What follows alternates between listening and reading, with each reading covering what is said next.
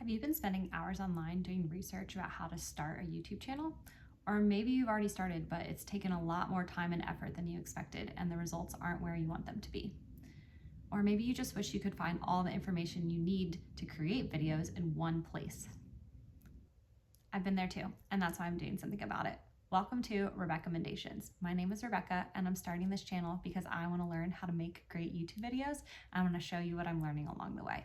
Today, I'm going to take you behind the scenes of filming my first YouTube video, including how I set up, what I'm using to film, other equipment that I used, and adjusting my background.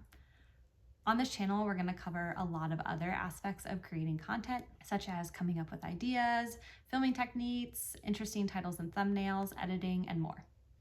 If you're interested in joining me, please subscribe below and let's jump in. A lot of advice that I saw online said things like, all you need is a phone to get started.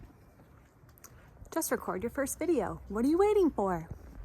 And while that's true, without any planning, it's gonna look awkward at best and maybe terrible at worst. My first attempt, I had my phone just propped up against my laptop. I had it vertical. I just had a white background behind me. I was sitting really close to the wall, and it really just didn't look great. So I decided to step it up a bit. I bought a tripod to hold my phone so I could use the backwards facing camera. I bought a light to light up my face a little bit better. And this definitely helped to improve my video. But even with the light and the better setup, I really didn't like my background. So I did some research online and I found 4 key filming elements that I wanted to use to help transform what my videos were gonna look like. The first was using an interesting background. So for me, I really wanted to include my bookcase because I love reading. I also wanted to include some plants because I love plants. And I thought this could add some personality to my video while also making it a little bit more interesting. Next, I worked on adding depth. This meant increasing the distance between where I am on the screen and my background. By increasing the distance, I can create a slight blur, which helps separate me from the background and adds a nice professional touch. The further you place yourself from the background, the better the depth effect will be. Obviously, there's going to be some constraints based on your space, but in general, you just want to create some sort of depth between where you're sitting and what's behind you. I also knew that lighting was really important, so I took advantage of this really big window that I have in my room. And that window is important because it's providing a large, bright light source that creates that kind of soft, diffused look on the side of my face. Lastly, I wanted to think about how I was framing my shot. So first, I wanted to make sure that I was basically in the middle of my screen. Then I have something on this side and I have something on this side for some symmetry. And then if you think about the rule of thirds, vertically, I'm in the middle third of the shot. But if you split it horizontally, you want to try to get your eyes right around that top third as well, because that's where your viewer is naturally going to be looking.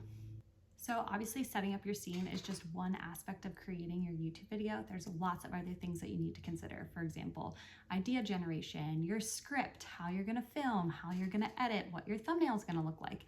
And then there's a lot of different tools and softwares you need to think about for each of those different parts of your video. And this can become very easily overwhelming. That is why I'm going to research all of these tools and software for you and report back on the pros and cons so that you can make decisions on what's going to be best for your videos. You can spend a lot more time creating and a lot less time feeling like your head's going to explode. As I wrap up this first video, I want to share my goals for this channel for you. First, I hope to compile and consolidate a lot of the advice that's online right now. Like I said, creating lists of pros and cons for you so that you can make those decisions without feeling like you have to do all of the research.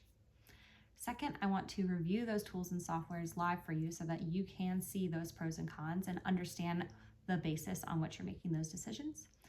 And then lastly, I want to be really transparent with you and share the numbers behind what I'm doing, including my YouTube analytics, but also talking about the amount of time, the amount of money, the amount of resources that I'm putting in for each of these different types of tools and softwares and how I'm creating my videos. My personal goal is just to get 1% better at creating videos every day.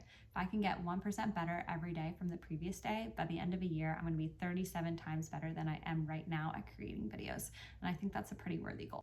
If you want to follow my journey, I would love for you to subscribe to my channel, but also go ahead and leave me some comments about what types of topics or questions you have about creating video content and what you might want me to cover next. Thanks for listening, and I'll see you next time.